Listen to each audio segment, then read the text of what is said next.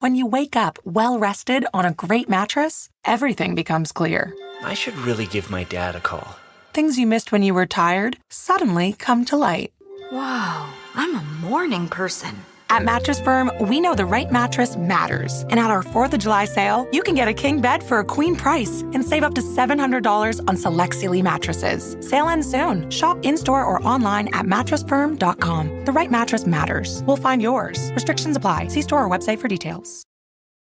Sometimes we lose, sometimes we win. Sometimes we try to fit it all in. Sometimes we don't know what's in store. Sometimes we find what we're looking for. Sometimes we're rolling easy and free. Sometimes 1 and 1 makes 3. So much to love along this ride. That's why Nationwide is on your side. Nationwide Mutual Insurance Company and Affiliates, Columbus, Ohio. Welcome to Sugar-Coated Murder Podcast, a brilliant true crime podcast hosted by two zany sisters, all while baking up delicious treats in their kitchen. Here are your podcast hosts, Karen Devaney and Ann Varner. Hey y'all, it's Karen. Guess what? I royally screwed up this episode, so please stay till the end so you can hear me correct my mistake. I messed up so bad. Here we go, here we go, here we go. I'm here. I'm here too. We're here. We made it. We did it again. Oops. No, Oh, no, God. no. Come on, I wanted to channel my inner Brittany. Don't do that. Why? Girl, be crazy. Sometimes I need to be crazy, Shaka. Not like that crazy. I feel That's like just like a- every once in a while I need to be crazy. No, you are crazy. Are you sure? I don't yeah. think I am You're at all. I feel like I'm crazy. just so buttoned up and I just need to let it rip. You should let it rip, but calm down. Oh, now you're going to be Taylor Swift to my Britney Spears. You need to calm down. Great. You Taylor Swift, my Britney Spears. Way to go. Well, isn't it ironic? Oh, here come Alanis. Here she come. She coming right now, girl. Yeah. So we're going to record an episode. We're on a roll. It's almost like we're podcasters. Yeah, it doesn't feel like it. It's a little weird. It's just whatever. It's We're just doing whatever. it. Well, I This mean, is we're what just doing it. Let's just do it. We're going to do it. So what did you cook? What did you cook for us? Oh my gosh. It's like the redemption episode. I love a redemption. Yeah. We should have more of them. I got to thinking, I haven't had pound cake in forever. Oh, nobody loves pound cake more than our family. Right. I just don't Right. think And they Mama's do. been staying with me and Yes. she loves She pretty much adores a pound cake. an amaretto, not a cheesecake. Let's don't go there. An amaretto pound cake. Yes. So I thought, you know what? Damn it. I'm going to make it. Oh, sorry, Mama. Oh. I'm going to make that pound cake. It's okay, Mama, because it was for you that she was saying that. Right. They've been displaced by fire, so her recipes are currently somewhere being cleaned. So I didn't have the recipe that she usually uses. Piper, could you please stop? I've Sure. got my dogs in here with me tonight because the master of the castle is not here. So the dogs are in here and Piper is just rooting through anything she can find. Excuse me. I was in the middle I'm sorry. of talking. It's almost like Piper's I'm fault. insignificant. You're not insignificant. You're a superstar. I don't even know what I was saying anymore. Mama's Anyway, I staying made with a you. damn They've been replaced pound by a cake. fire, and now you made a pound cake with amaretto. I didn't have her recipes. That's what I was saying. Okay, yeah. The recipes are being cleaned. Yes. So I had to find a hodgepodge of recipes, and I think I knew which one she made, but I wasn't for sure. But I looked at the one that she may have made, and it puts a cream cheese in it, and I don't need a cream cheese in a pound cake. I don't think Mama put cream cheese in her pound cake. I don't know. That doesn't seem like something Mama would do. It doesn't. I don't No. even know. I don't even know about that one. But I went back and said, you know what? I'm going to make that $1 million pound cake. The one that you got drunk and Because failed? The last time I was so drunk, it didn't work out. No. Mm-mm. This time I was stone cold sober, and it turned out beautifully. I have to agree with you because I had a piece. Yeah. And Now, it was lovely. It was absolutely Lovely. It was lovely. now, I did do a couple of things to make it more amaretto-y. And that was, for the $1 million pound cake, it's a Southern Living recipe, so you can look that up online. Pound of butter, 3 cups of sugar, 6 large eggs, 4 cups of all-purpose flour, 3/4 of a cup of milk, a teaspoon of almond extract, and a teaspoon of vanilla extract. And not one shred of cream cheese. No. Well, listen, I felt like that was a lot of milk. So I substituted half that milk with amaretto. And that makes more sense to me than anything else in the world. Yeah. It just makes more sense. Yeah.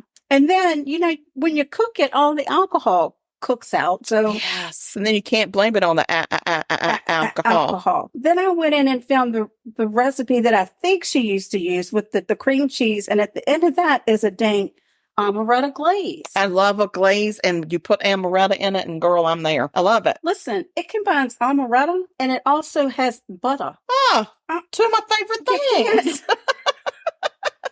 I'm surprised I didn't name my children butter and amaretto. Now amaretto would have been a beautiful name. I agree. I don't think it's too late. We might be able to talk my daughter into changing her name to amaretto. I think we should just give it a try. Yeah. I don't know. She doesn't always get on board with our things. She doesn't. Okay. Give me the recipe for that glacé. You're going to do butter and sugar and amaretto and a little bit of water. To be quite honest with you. And a little bit of chicken fried. No, there's no chicken fried in the amaretto. I'm sorry.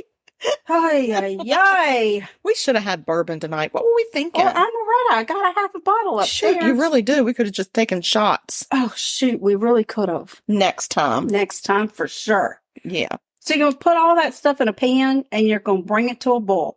And about that water, I maybe didn't put as much water as they called for. Because what's the point of putting water with that? Just dilutes it. Exactly. You're going to bring it to a boil, stirring it constantly, and you're going to cook it for about a minute. Okay. Everybody's got time for that. And then you're going to remove it from the heat. And here is the best part. When you pull that $1 million pound cake with the amaretto instead of the milk out of the oven, and it's beautiful, you're going to flip that cake out of the pan. Okay. And then you are going to pour every bit of that glaze on it. I mean, it's going to saturate it. I love that. You're going to think this cake cannot possibly take any more of that glaze, but you're just going to keep pouring it. Yeah. Well, I'm sure that it can because it's pound cake. Yes. Just let it sink in there. Just let it sink in. All right. And then if for some reason it gets a little dry after a few days, which mine did not, but if yours did, you can make up some of that glaze. Well, I just put, I don't know if it got dry or not because I put butter on it. Well, yeah, that's the way I serve it. I toast it with butter on it. Yeah. And I think I even put a little ice cream. You did the night that I was there. That I didn't have it that night. Yeah. But I had some one morning for my breakfast. Yeah. So if y'all want either one of those recipes, you'll have to email us and I will write out exactly she'll write out what she did because it's not written anywhere else. She done created a whole new thing. Oh my gosh. Oh my glory. It was total redemption. I'm so glad. I'm so glad that it was redemption. Me too. And that you had to do it sober. I know. This is the first time I've made it since that one drunken night. Yeah. Well, that was a fun night though. Yeah, I got no qualms about it. Except I messed up my pound cake, but that's it. Oh yeah. So I got a little housekeeping to do. Oh, okay. In our episode a couple episodes ago, we did our current events, that thing. Yeah. And I talked about a court case that I was watching on Court TV, and it was Joseph, I think his name is Zeiler. Okay. Zeeler. Whatever. He's a big old asshole. He's the one that raped and murdered the 11-year-old girl and her babysitter while the mom was out one night. And then he had the nerve to say that the reason his DNA was on the sheets is because he had consensual sex with the mom 8 months before, and she was so scuzzy that she didn't wash her sheets in 8 months. Oh my Lord. That's one of his things that he said in court. He's disgusting. He is disgusting. He also had written while he was in jail waiting for trial. He wrote to the mother at her place of residence, which was very alarming that he was able to find that information, and wrote her this letter threatening her to drop the charges as if she was the one charging him. He's such an idiot.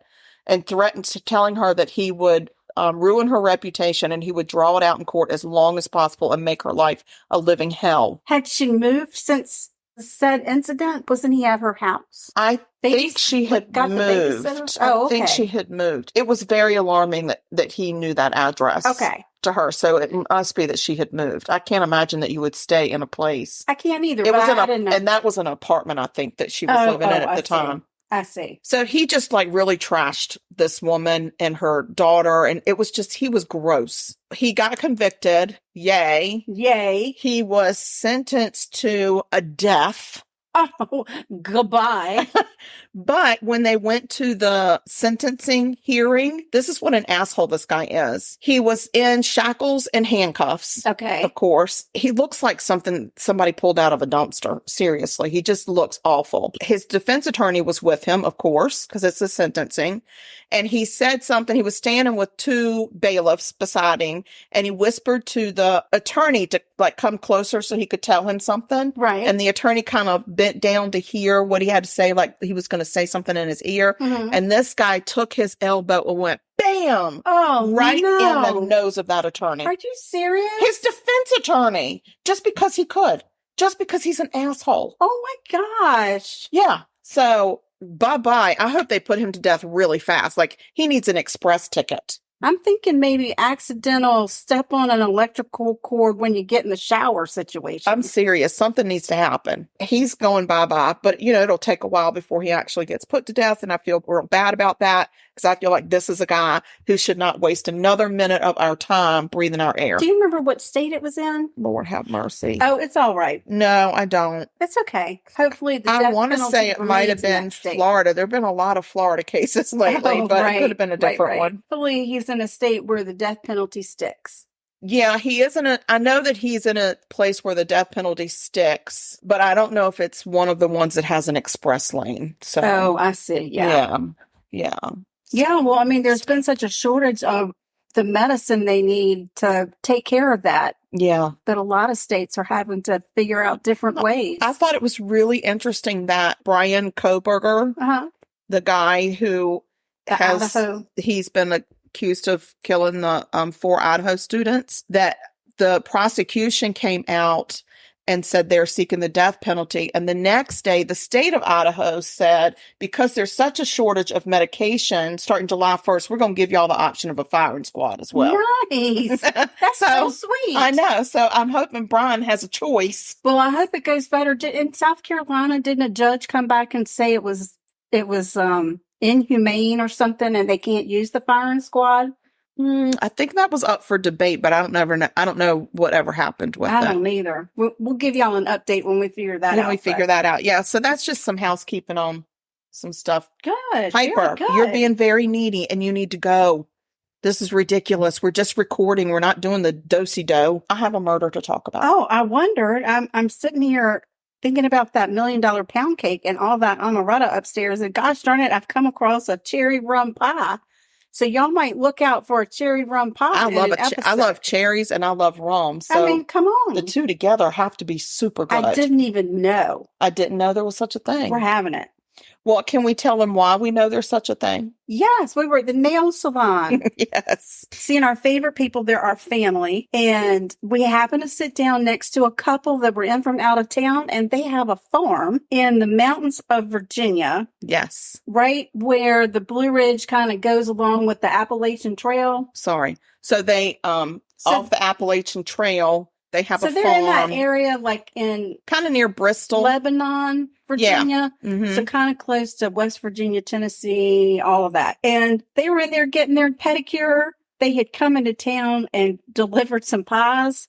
Yes. Because this fantastic woman makes cherry pie. She makes all sorts of pies. With rum in it. Yes. Holy cow. I'm excited about this. So I have to check them out. It's Highlands Farms, Highlands, like in Scotland. Yes, as if you were in Scotland. Scotland Farms. Check out their website. It's really fun. But and they deliver pies to places you can call and see if they deliver to your area, because I'm excited to find. Oh, there's an apple caramel one or apple bourbon. Bourbon. There's an Apple bourbon. I wish it was called bourbon apple because then it would be like bourbon with a little bit of apple. Oh, yeah. But I'm excited about that, and I will be ordering one of those pies from her. Yes. And they have a Facebook page. So I'd follow their page on Facebook because that's probably where all the updates are going to go. Now, I know that cherry season is done, but apple is coming up. Yes. And if you all do go and like their page, send them a note and let them know that the Sugar-Coated Murder Girls told you about them. Indeed. Because we did tell them we would give them a shout out. And I don't think that they're going to listen to the podcast, but if somebody could just let them know, hey, I heard about you on the Sugar-Coated Murder podcast. Yeah. That would be really cool. That would be fantastic. Yes. And when you do that, tag us and then we can be like, yeah, we told y'all. And I didn't ask her for the recipe because that's tacky. It is very tacky. But I did find one online because I hadn't heard of such a pie. And now I can't stop thinking about it. I'm excited. I'm very excited. As a matter of fact, cherry, isn't that a spice? Yes, it is. Oh, it's going to be I think I have some of that. You don't even have to buy it. Oh, Lord, sugar. Yeah, I got some. I might start soaking my cherries tomorrow. I feel like you should do it right now, tonight, after we record. Like, get your tushy up there and do it. No, I don't got cherries at home. Oh, that's right. Well, the store's right up the street. That's all I'm saying. Face it, dating sucked in your 20s, gets worse in your 30s, and your 40s, forget it. It's a cesspool out there, and we're your flotation device. Join us weekly for saucy chat, ridiculous love gurus, and MILF-worthy fun to spice up your life. The MILF and Me Podcast. Every Wednesday on your favorite pod platform. And the MILFandMePod.com. The MILF and Me Podcast. Talk murder to me. Okay, so this murder that I'm doing today was sent to us by a listener. A listener, not a fan, but a listener. I know, I don't like to say fan. I know. A listener, and her name is Erin. So, hey, Erin, we're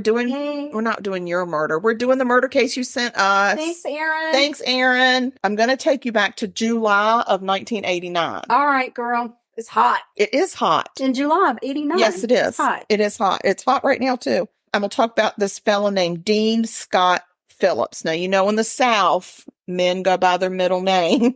He's known as Scott to his friends and family. He's from Sandston, the Sandston community, or Sandston, Virginia, which is in Henrico County, just outside of Richmond. Right. Yeah. He graduated from Highland, another one. Oh my gosh. All signs are pointing for us to go to Scotland. We're going to Scotland. Seems like we're all going to Scotland. I mean, you've got the perfect Scottish accents. I know. So he graduated from Highland Springs High School and was enrolled at Virginia Tech for the fall. Okay. Yes. This murder just sounds so familiar. The setting of it, the premise of it, the timing of it, it like rings deja vu. Oh. He was a baseball player in high school and a swimmer, and he was planning to swim competitively at Virginia Tech. Nice. Him's mama described him as a funny, mouthy teenager who was confident about his emerging manhood. Oh. Yes. Friends remember Scott as always striving to make others laugh. They also said while he was a fierce competitor, he wanted to be friends with everyone. Aw. Yeah, I thought that was kind of cool. Scott was working at a roofing job for his summer job before leaving for college. He was working for a roofing company. Lord, you talk about hot. That's roofers. Yeah, I mean, good golly. Yeah. Also working at the same roofing company was a classmate of Scott's named James Matthew Miller, who went by Matthew. Go figure. On top of being classmates, the two youths were frenemies. They had a couple of arguments between them during high school, but it never got physical, but they definitely, I would say they were jawing at each other. Oh, okay. Yeah. Kind of mouthing off. Yeah. After graduation, they seemed less bothered by each other, and they got along fine at the roofing company as coworkers. So, the beef was squashed. That's good news. And remember, Scott wanted to be everyone's friend. He seemed to get past things very easily. As a matter of fact, Matthew invited Scott over to ride a 3-wheeler and target shoot in a swamp out near the Chickahominy River one afternoon. Oh my goodness. Sounds very mosquito-y. Yeah, I think so too. Unfortunately, Scott accepted this invitation on July 26, 1989. Only one of those boys exited the swamp that day alive. Matthew Miller went home to his parents while Scott's lifeless body lay concealed in a wooded area near the swamp for 2 days. 2 days. Miller had shot Scott Phillips first in the back, and then as Scott lay helpless on the ground, Miller shot him 3 more times in the torso and delivered one final shot to his head with his AK-47 semi-automatic rifle. Whoa. An AK-47, they come in semi-automatic or automatic. Semi-automatic, you have to pull the trigger each time you want to shoot a bullet. Okay. Automatic, you pull the trigger and hold it and it sprays bullets. Right. Yeah, exactly. That is exactly the sound that it makes. Yes. In the cartoons. Why would Matt Miller, age 17, do this to a friend or frenemy, anybody? Yeah. Well, 2 days after Miller killed Scott and dragged his body under some brush to conceal his body and then took his keys and hid Scott's car, he went to the police and told them what he had done, but he told them it was an accident. He then led the police to Scott's car and his body out in the swamp. My God. So the police took him at his word, but they still needed to investigate. I don't know, because he voluntarily walked in there. All right. In his statement, Miller had told them the two had argued and struggled over the gun, which had gone off accidentally. But he refused to talk about how the other 4 shots had found their way into Scott's body. Right. He was released to his parents on a $10,000 bond. Wow. The police spoke with him a few more times and noticed that the story kept changing. Oh. And then when the medical examiner's report came out, the truth did too. That's when police knew that Miller had shot Scott in the back first, not at close range. And then he stood over Scott's body and took his time shooting 3 more into the torso. Oh, and no. eventually shot him in the head. Oh. When they start speaking with peers of the two, they find out that Miller had harbored a deep hatred for Scott, but Scott didn't know about it. Oh. And Miller often talked about how he wanted to get rid of him or kill him. Oh, my gosh. And Scott didn't know. And of course, Scott would never have gone out on an adventure in the swamp with this kid had he known that the guy was saying he was going to kill him. Exactly. They go to trial, and there's a psychiatrist there for the defense who says that Miller was consumed with his delusional psychosis when he killed Scott Dean, and therefore was not responsible for what happened. What? A psychologist for the defense, because they had to get both the psychiatrist and the psychologist, then said that Miller responded to stress by over control, and his psychosis could have appeared during the act of this murder. So he possibly could have been in a psychosis, therefore not responsible. That was the defense. A psychiatrist for the prosecution said Miller was not impaired or afflicted or affected to the point that he did not know right from wrong. The defense talked about bullying and said that Scott had often bullied Matthew in school. Nobody ever corroborated that. Right. I mean, you would think that the kids, the peers, the first thing they would have said is, it doesn't surprise me because Scott was always picking on him or whatever. Nobody ever brought that up. Right. I think it was all in Matthew's head. Oh, the other thing the defense said was that he was in ROTC, Matt was, and he was obsessed with the military, which made it easy for him to kill. Okay. I don't know. I guess they're military blaming now and ROTC blaming, because I got to tell you, 99.9% of the kids that come out of ROTC do not murder their friends. No. So you have the wherewithal to invite him to go invite out. him to hide his body, to catch him off guard and shoot him in the back. Right. Hide his body, like drug him and put his body somewhere else, not where it happened, and then took the keys out of the kid's pocket, took his car and drove it somewhere else and parked it. Oh my gosh. So that's not insanity. No, that's not insanity. That's not psychosis. No, it is not. It's not. There was a lot of discussion, and I think one of the psychiatrists said that throughout school, Matthew had low self-esteem and that he often compared himself to Scott, who was a swimmer, a baseball player, quite popular, and a very good-looking kid. Right. And was from a very well-to-do family. Just an all-around, he had a great life. Right. And I guess Matthew didn't feel like he had that life. So he had a bit of jealousy towards Scott as well as which I think turned into a deep-seated hatred. Right. I don't think that Scott was bullying anybody, but that's just my opinion. I never read anything in any of the court documents where anybody, except for the defense, said that Scott had bullied this kid. Right. He just couldn't let go of his hatred for whatever reason. Scott's mom also said that Scott had a gold chain that he always wore that was missing. God, this is really, that's Isn't crazy. this creepy? Isn't this Yes. creepy? And he had about $200 in his pocket No way. that was gone. Are you kidding me? I'm not kidding. Are you kidding me? I'm not kidding. It's just the parallels are, I get chills every time I think about it. The parallels are unbelievable. And this was 89? July of 89. Whoa. Yeah. It's really weird. So it would have been in the papers in Virginia. It would have been. Yeah. It would have been. Yeah, I would imagine probably in the Franklin, Virginia area even. Well, I will tell you that my sources, not my sorsages, my sources were the Richmond Times-Dispatch and the Daily Press out of the Newport News, Virginia area. Yeah. So, and those are two of the main papers that the Franklin, Virginia area would get if they wanted something besides the community Tidewater News. Wow. Isn't that just chilling? Insane. Chilling. The thing about it is this happened in 89. The court case didn't go to trial until 90. Right. So I'm not sure these details came out until 1990 in the paper. It's not like, so we didn't, now you watch every hearing that they have before they ever go to trial. I don't even understand half the hearings that these people go to. I always think this is the court case. This is the trial. And they're like, oh, that was a hearing. And I'm like, when is the person on trial? Like they keep showing up to court. No, but if a kid murdered his classmate, it would have been in the press prior to trial. Yes. So I did read where it's the day after, it's like after they charged the kid.